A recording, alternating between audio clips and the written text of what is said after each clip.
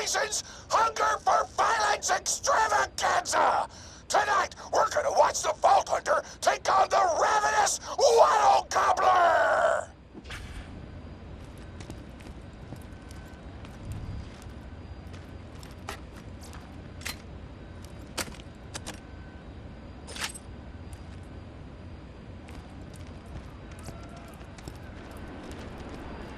I only ball on the streets. Will the Vault Hunter finally be able to defeat the unbeatable? You can always trust the gun at your side.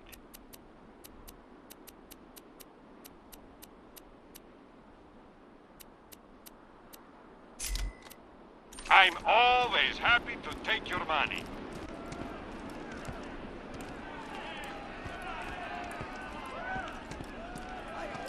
But first, I'm interviewing the only tour contestant to survive a showdown with the Gobbler! Question time! How are you doing? What's your favorite color? Did you ever see that one movie about the dog who played basketball? When did you have your first kiss? Did you ever see the sequel to the dog basketball movie where the dog went to space? And if so, which of the two do you prefer? Awesome! Another question. How do you feel about my facial hair? Thank you! How do you feel about the Vault Hunter's chances against the Ravenous Wattle Gobbler? Will they win? Will they die? Your thoughts! You don't sound confident! Further questions! Who is the most attractive person on Pandora? That's an awful thing to say! Ellie's like a 10! Try expanding your definition of beauty, you chump! No! I'm done talking to you! Your grasp on body politics is lacking at best! Oh, looks like we're out of time! We'll be right back after a word from our sponsor!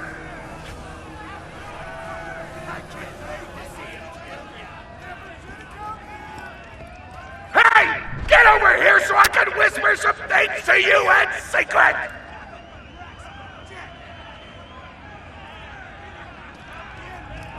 Real talk. The Gobbler fight is rigged. The tour board of directors made the Gobbler unbeatable, so it eat all the contestants and get us a bunch of hits on the EchoNet. But I don't want you to die, cause you're cool, and oh crap, I'm not whispering anymore, my bad! You gotta get into the kitchen, kill everybody, and poison the Gobbler's food. Once the poison takes effect, you can kill him. Also, I want him dead so I can eat him! He looks delicious!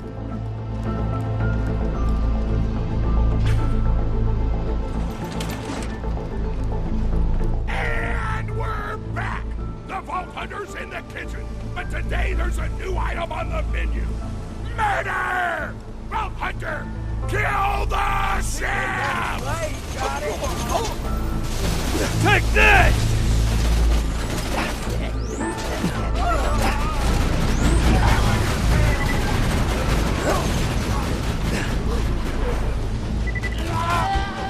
Bury you with the rest!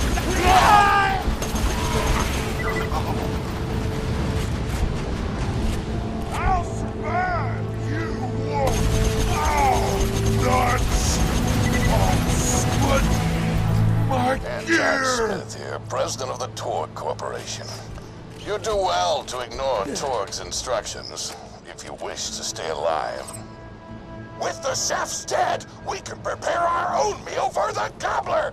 Get to the freezer!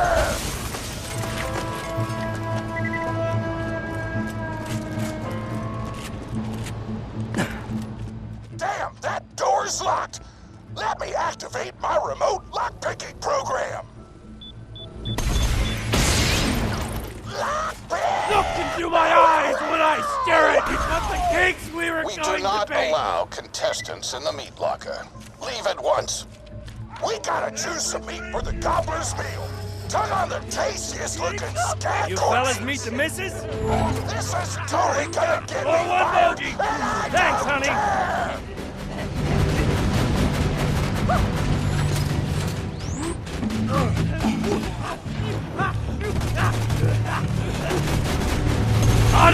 frickin' face! Atta girl! Bad guy 0, turret a whole bunch! My mouth is watering! This is the beginning of the end of my empty...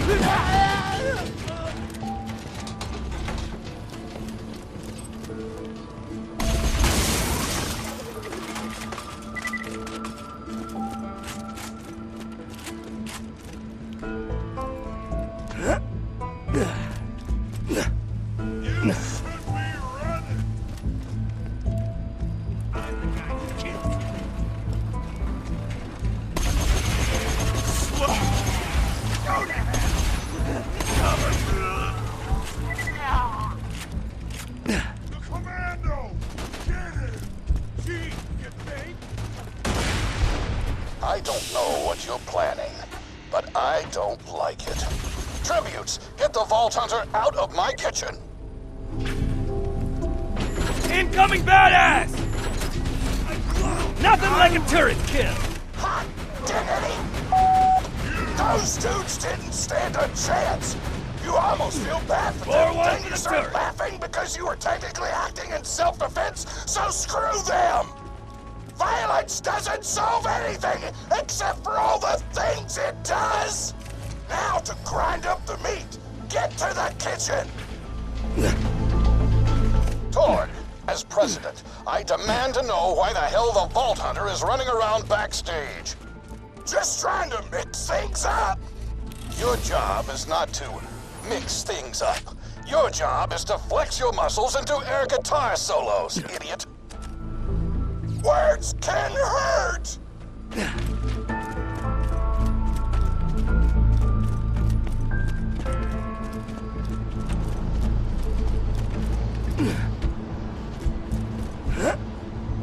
Let's get a grindin'!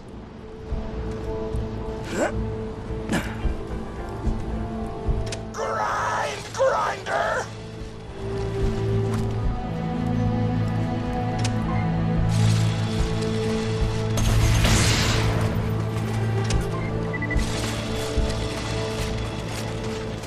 Delicious!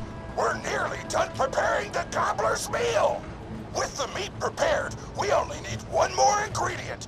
Deadly poison! Head to the Stabber Jabber nests!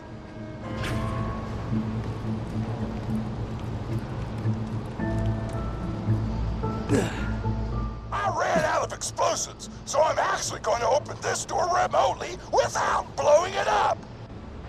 Psych!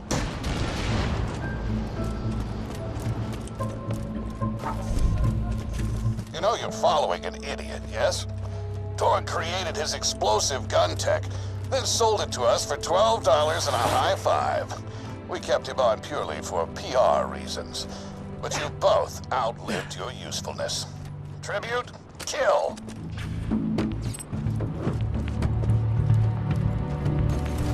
Sentry gun prime!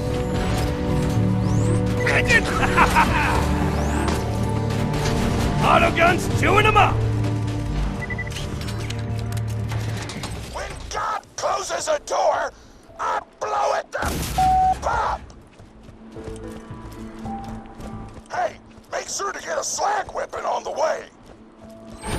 Smack the jabber nest to wake them up. Yeah! All right, now slag Dropping the jabber.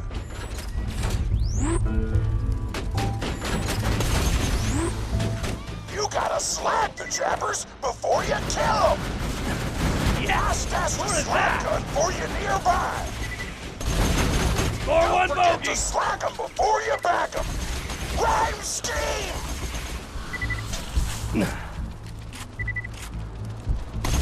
Kill it before the slag wears off! Taz told me a single slag jabber gland would be enough to kill a monster the size of a planet! So get a few more!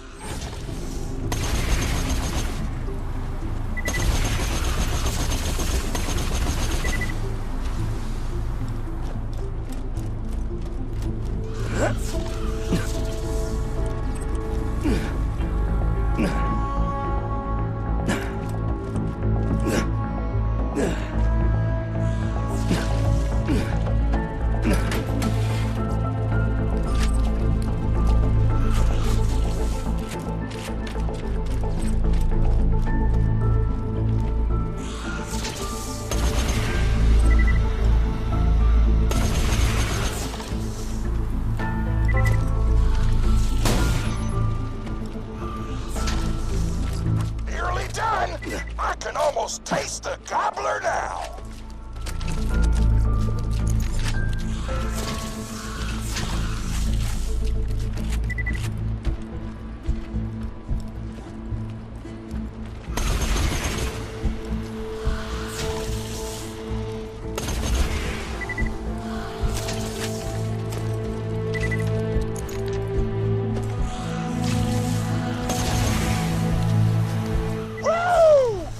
Wanna meet my girlfriend? Now pop them into the gobbler's dinner, and you'll be ready to fight him.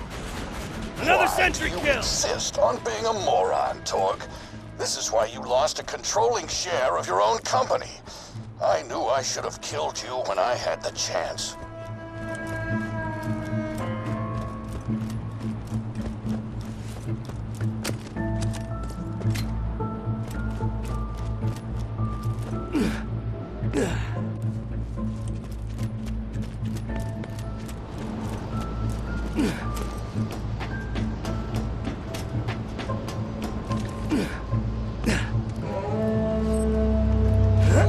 Now add the poison glands to the marination vat.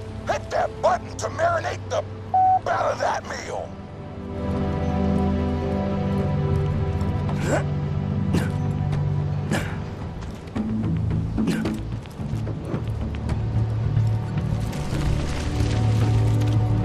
The meal's almost ready. Let's get cooking. Start the conveyor of cookery.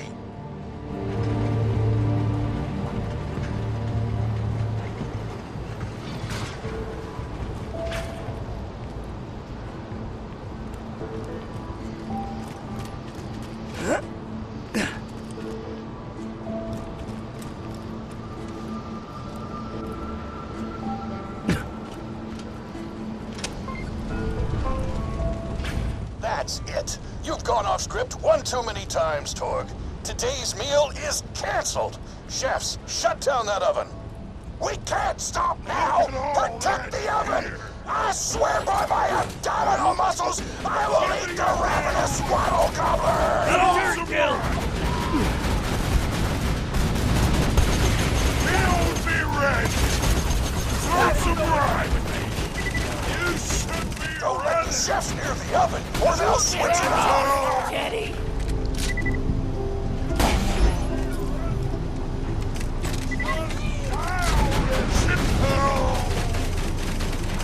I want that oven want some shut of this? down. I want the Vault Hunter dead. And I want Mr. Torg's head on a plate. Staying back here!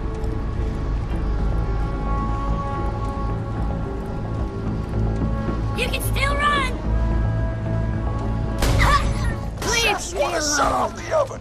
Get the Stop lights them out. from doing so. Leave us alone! I miss my midget! Just leave!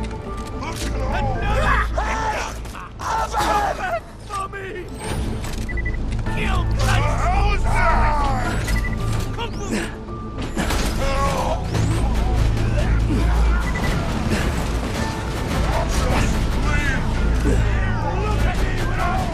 Thanks, honey!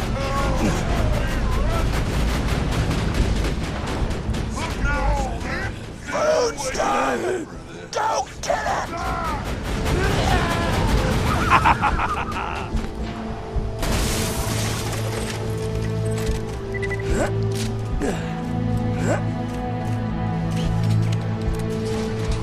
My taste buds are aflame with the power of 1,000 nuclear bombs! My mouth is watering so much you could drown a small village in my cheeks!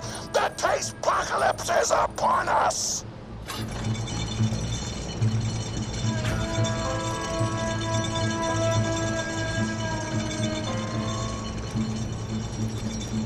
If you kill that gobbler, Torg, it'll be your last meal.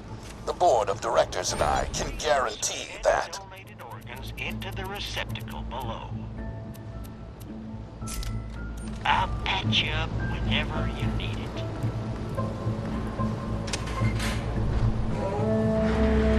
You know why we made the gobbler invincible, Torg? So you could kill him. After dozens of failed attempts by other contestants, you were supposed to finally kill it on camera while wielding our most expensive guns. You would have looked like a hero.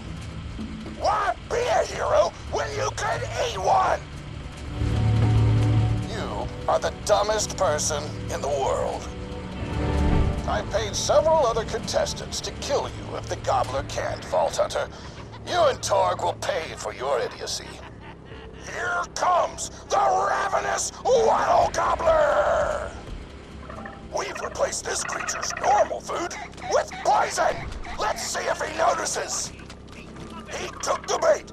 Now just don't die until the poison takes effect! Wattle Gobbler! That's my girl!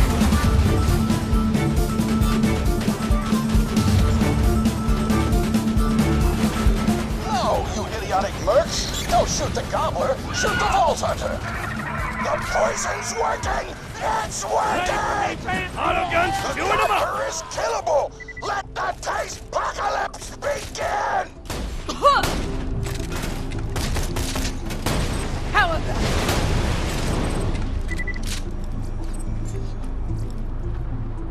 This is your last chance, Torg. Call this off, or you're out of the company. Whatever! I'll just work for Moxie and blow things up! Pro boner!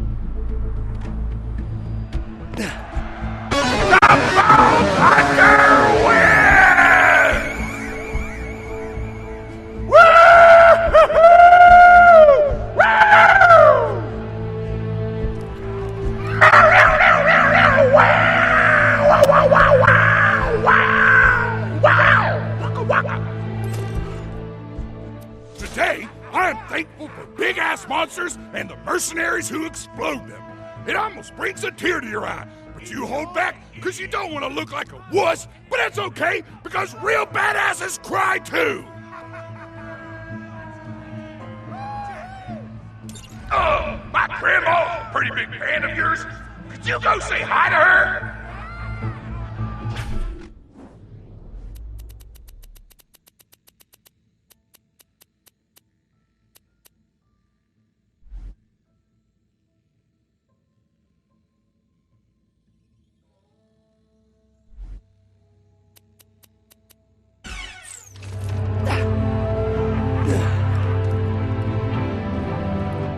Oh man, it's the Vault Hunter! You are awesome! Didn't you fight Terramorphous? I fought a big creature like that once. He was a big whale squid with 100 tentacles.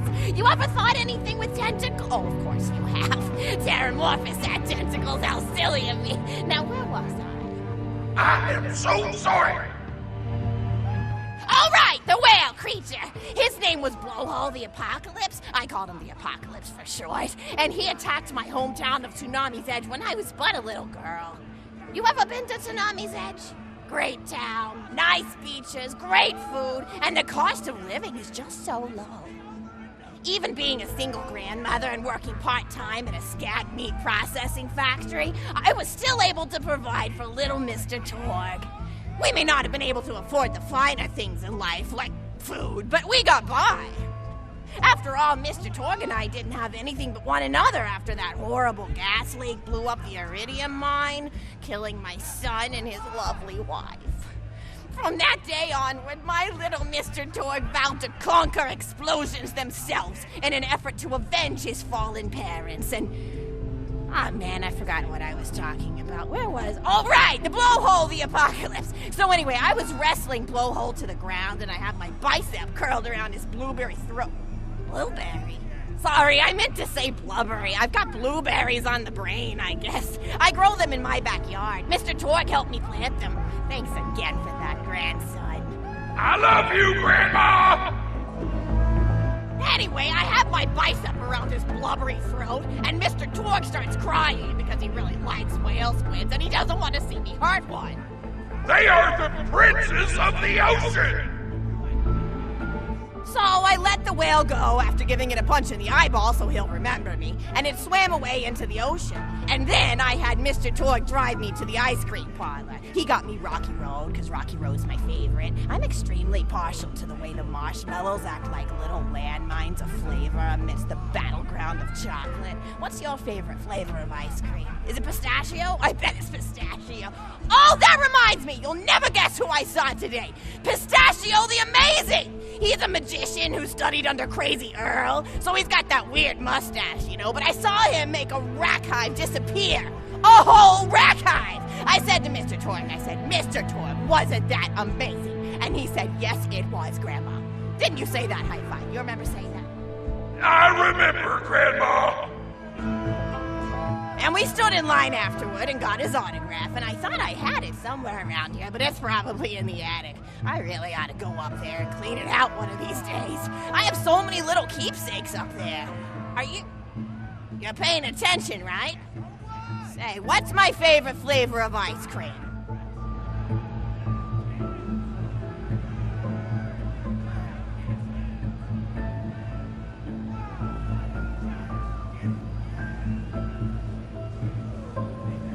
Oh, that's your favorite flavor of ice cream. I'm sorry, Grandma! I'm sorry! They don't remember your favorite flavor of ice cream! I'm finished telling stories. I'm sorry I wasted your time!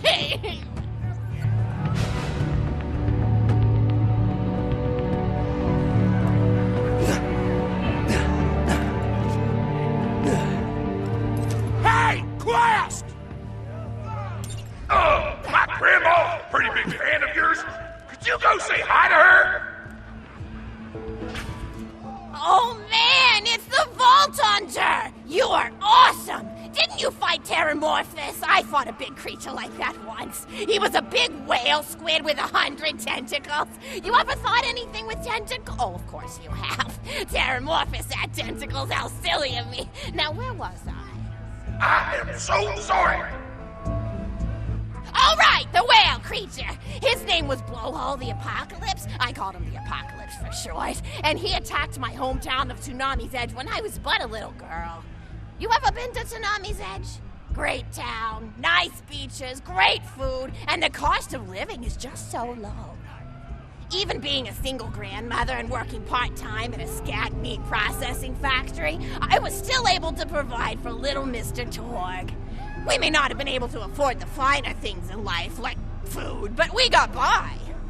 After all, Mr. Torg and I didn't have anything but one another after that horrible gas leak blew up the iridium mine, killing my son and his lovely wife. From that day onward, my little Mr. Torg vowed to conquer explosions themselves in an effort to avenge his fallen parents, and... Ah, man, I forgot what I was talking about. Where was... Oh, right! The Blowhole the Apocalypse! So anyway, I was wrestling Blowhole to the ground, and I have my bicep curled around his blueberry throat. Blueberry? Sorry, I meant to say blubbery. I've got blueberries on the brain, I guess. I grow them in my backyard. Mr. Torg helped me plant them. Thanks again for that, grandson. I love you, Grandma! Anyway, I have my bicep around his blubbery throat, and Mr. Torg starts crying because he really likes whale squids and he doesn't want to see me hurt one. They are the princes of the ocean! So I let the whale go after giving it a punch in the eyeball so he'll remember me, and it swam away into the ocean. And then I had Mr. Torg drive me to the ice cream parlor. He got me Rocky Road, because Rocky Road's my favorite. I'm extremely partial to the way the marshmallows act like little landmines of flavor amidst the battleground of chocolate. What's your favorite flavor of ice cream? Is it pistachio? I bet it's pistachio.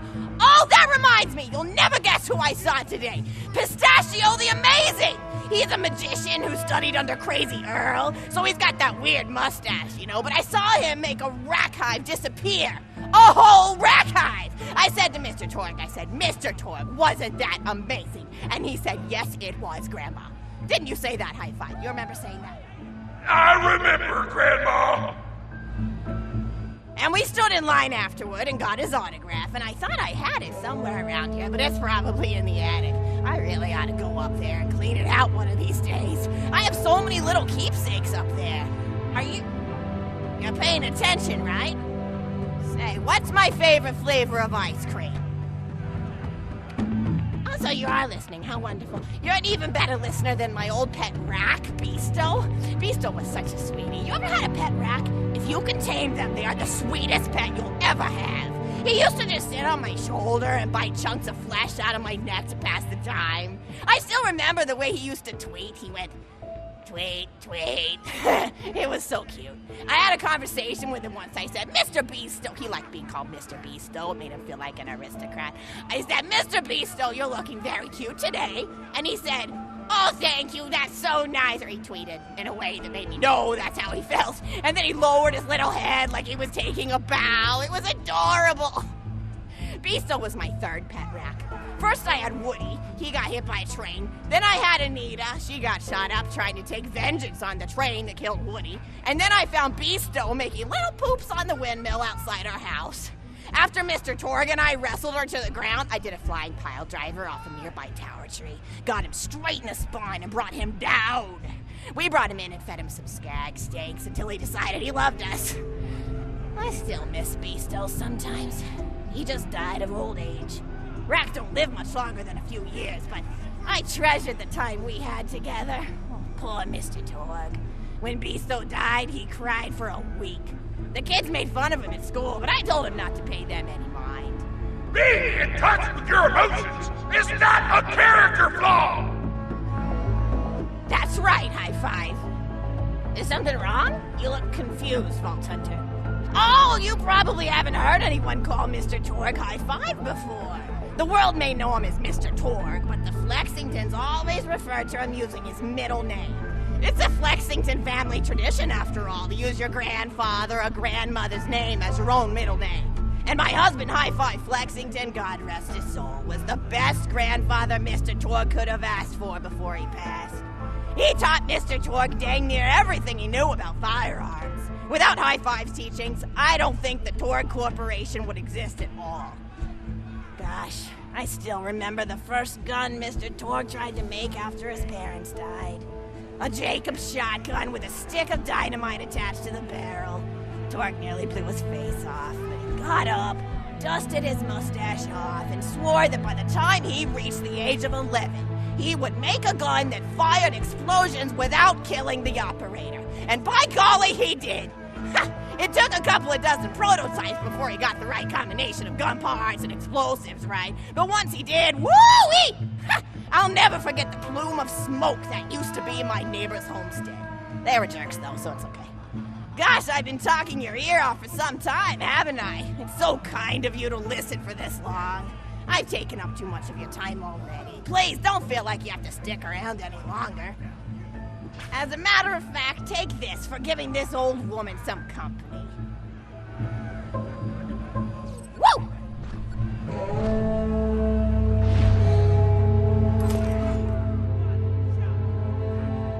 You're even more attractive than Mr. Torg said you were.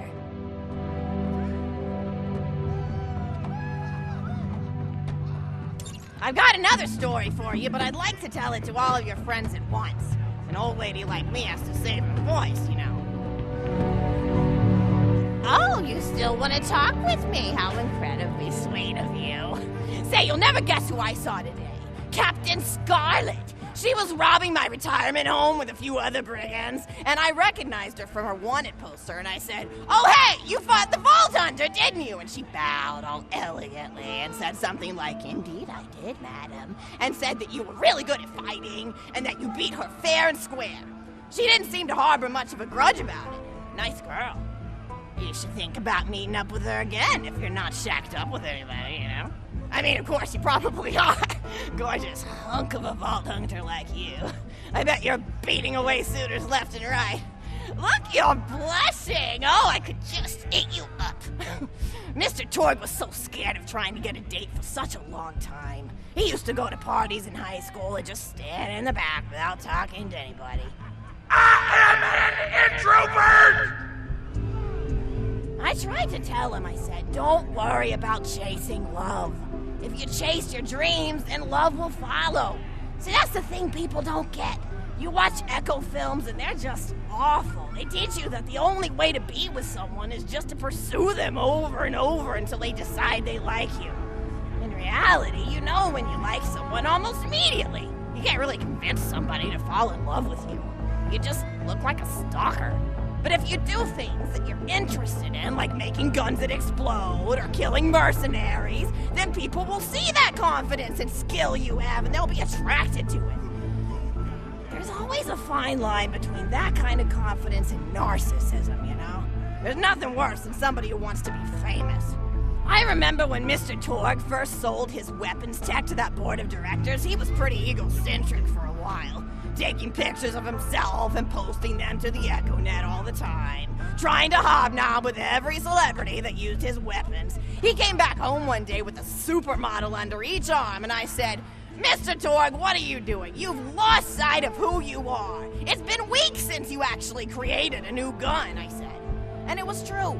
He'd been more obsessed with being well known for doing something great than with actually doing something great. It was a dark point in my life. Thankfully, High Five listened to me and got to work on what would eventually become the Kerblaster. You a fan of the Kerblaster? That was always my favorite. That and the Flacker, which I know a lot of people hate. But there's more to combat than just brute efficiency in this old lady's eyes. Style counts for something. And there's nothing quite like filling the air with tiny little explosions. It's like a fireworks show, except the deaths aren't as sad and unexpected. Actually, that reminds me, now that you're here, I wanted to throw some ideas at you for feedback. I'm a playwright in my spare time, and I'm trying to write a story about an up-and-coming tournament fighter who tries to find love in a gladiatorial arena. And I figure you've got a lot of experience, so your feedback could really be valuable. So the play is called Broken Hearts and Broken Necks. Scene 1. Fade in on an arena, just after a battle. Body parts litter the stage. A lone warrior stands in the middle of the stage, a spotlight illuminating her blood-stained figure. She stands, holding her sword triumphantly aloft. Valkyrie. Is there no warrior who can challenge me? Must I be destined to spend my life as the strongest, the bravest, the most invincible warrior this galaxy has seen? For I am Valkyrie! Scourge of the gladiatorial games! Exultant Valkyrie, as she shakes her head in despair. From stage left enter Nodon, a janitor with a heavy heart and an even heavier conscience. He begins sweeping the body parts into a bin, which is colored green, and remember that because that's a symbolic color that will come back, until melancholy overtakes him. He drops his push broom to the floor and falls to his knees before delivering a heart-wrenching soliloquy. Nodon. The blood cannot be washed away. Not before and not now. Even as I attempt to escape the past, which haunts me still. Must I live forever as a fraud, sweeping up the trash of others to hide my shame and avoid my pursuers? Must I forever remain on the periphery of joyful combat, ever watchful but never participating? Then, with a clatter of armor, Valkyrie re-enters from stage right. Valkyrie. Good morrow, lowly janitor. I heard a noise and thought it worth investigating. Oh, great Valkyrie, 'twas nothing but the wails of those souls you released from their bodies tonight. Souls that wail in agony as they fly upward to Valhalla. Valkyrie. Fools! What have they to wail about? Their agonies are over, ended at the point of my sword. Mine, however, have only yet begun. For it is lonely at the top, and an unchallenged life is a boring one. Nodon, aside. If only I were able to tell her my true identity, I would give her a fight she would not soon forget. Back to Valkyrie. Yes, ma'am, boredom is the true tragedy. May you one day find challenge in combat. Stupid. Nodon picks up a giant two-armed bastard sword with almost no effort. Valkyrie asks, what is this? Excellent. Stage left. Falcon. What strength this janitor possesses. But I got Who is bored he to pick up a standing bastard around sword with with someone 2 fingers? moving around. What hidden power does he hold? What secrets does he Really, keep? really. I will endeavor to uncover his past in the hopes that our swords may cross in battle. Exeunt, Valkyrie. End of scene 1. Scene 2. The interior of the governor's house. The table is set with myriad teas and biscuits. Oh, I'm so sorry. I didn't even ask you for the feedback on the first scene. Did you like it? Oh, wonderful. I'll continue then. Scene 2. The governess enters from stage left. Governess. I refuse to respond to these absurd accusations. Her husband looks at her quizzically. Governor. And what accusations may those be? Governess. Actually, you know what? I don't think I'm ready to get feedback on the play yet. But what about you? What are you up to? Tell Grandma Flexington all about it. I bet you've had some amazing adventures. Mr. Tord told me about the time you all played bunkers and badasses together. He said it was one of the most fun and welcoming experiences of his life. Grandpa! You're embarrassing me! Sorry, sweetie, but really, you and the Vault Hunters are his first real pals. It wasn't easy for Mr. Tord to make friends at school when he had facial hair at age 8, pecs at 8.5, and dead parents by age 9. People found him intimidating, but I told him that he should be thankful for the fact that he looks different. Anyone who wouldn't be friends with you based on appearance wouldn't be a very good friend anyway. But he really does like hanging out with all of you. Most people these days want Tord to pose for pictures or blow something up by flexing at it. It's not often he gets to sit down and play games with people. Oh, speaking of games, did you play Going Back to the House yet? It's a new echo simulation about exploring a log cabin you lived in when you were a kid. There's no violence or anything. You just walk around looking at cereal boxes and remembering people you made out with. I really like where echo sims have gone in the past few years, don't you? There seem to be a lot more of them with interesting things to do beyond shooting people, and the writing has gotten so tight and concise. For instance, did you ever play The Samurai's Marker? The whole game's story was delivered through haiku. Did Zero write it or something? No, I'm just joshing. I know you're too busy for that. But oh yeah, I was playing at the end of the pointed gun last night on my Echo Sim player, and wow, is that funny. It's about a guy who punches people and smacks himself in the face with doors. Easily one of the best punch-related comedy sims ever. But oh, I'm really looking forward to this game called Robot Hunter Assault Squadron, which is this big randomized survival game about throwing bottles at trees and accidentally scaring birds. In the demo version, I scared a bird so hard it died. 10 out of 10 in my book. But what kind of things do you do for fun? You play any sports? You look like you might be into some of the more extreme stuff, like spine hurdling or psycho head volleyball. I knew an athlete a lot like you when I was younger. Her name was Nijo, and she was especially gifted at the giblet toss. That's an old pastime we had back when I was younger.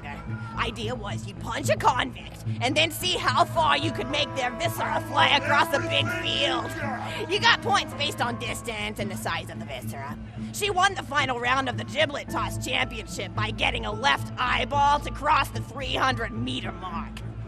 They said she was juicing with iridium, but I think they were just angry that she dethroned the reigning champ, misogynistic Jeff. People really liked him for some reason. Hey, what's your favorite food? Mine's burgers, personally. People look at you like you're a pleb or something when you say you like burgers, but just think of all the things you can do with them. You can change out the patty, play around with the toppings, change what sides you have. You ever have a burger with veggie chips? Gosh, I all but forgot about fries for about a year after I discovered the veggie chip combo. And I'm not a vegetarian or anything, but those veggie patties they make on the more upper class worlds are crazy good. Better than real meat if you cook it right. Mr. Tord tried to be vegetarian once after he saw a fluff bear get run over by a truck. How long did you last again? 12 seconds! Barely even finished the word vegetarian before he lunged at a skag chew I was holding in my left hand. Nearly lost a finger. Granted, he's always been partial to skag shoes or skag bacon. Don't know why, since I always felt like skags tasted like old tires and vomit. But to each his own. Taste is a funny thing. People say your taste buds get more refined as time goes on, but they actually get worse and worse. So when Mr. Torg used to refuse vegetables as a kid, it's because he was actually tasting how awful they were. When we old folks eat vegetables, we're only okay with it because we can't taste all the gross vitamins and stuff. Granted, vitamins are what have kept me going for as long as I've been going. You get enough B12 in your system and you can headbutt a freight train without so much as a bruise.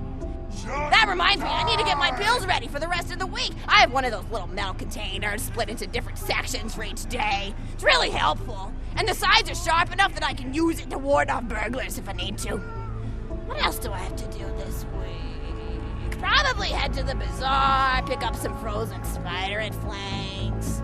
Gotta bring my coat, though, because it gets kind of chilly in the freezer section. What else do I need? I need Schwartzman's candy drops. Gosh, those are delicious. They're so smooth and sweet. Just thinking about them, I could go for one right now, couldn't you? Do you think you could go find me one?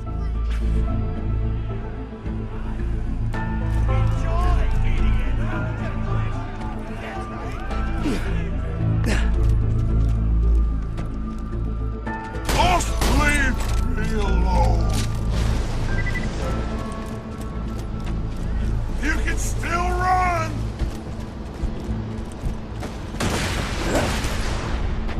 I got no time for this. I'll survive. You won't.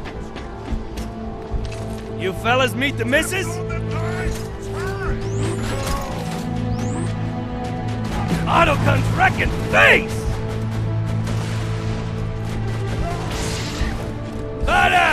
Son of a bitch. Badass down!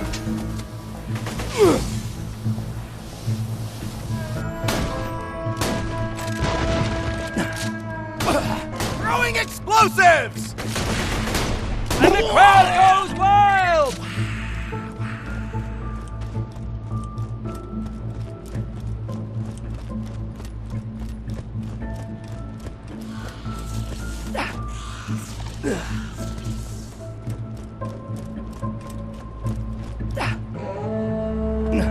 That's a Schwartzman candy drop. Grab it for me, will ya? Oh, I can taste it already. I smell it! It's getting... Sentry deployed!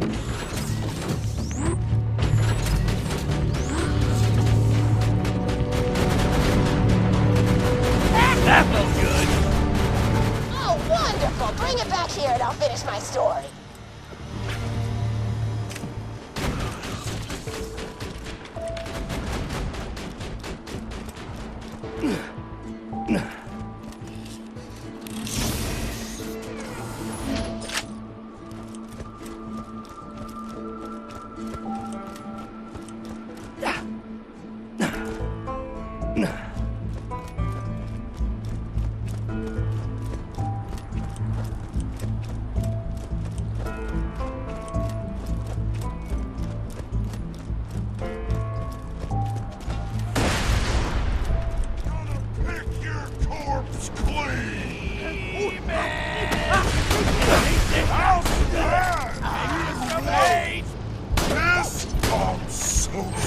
Toss him the little lady!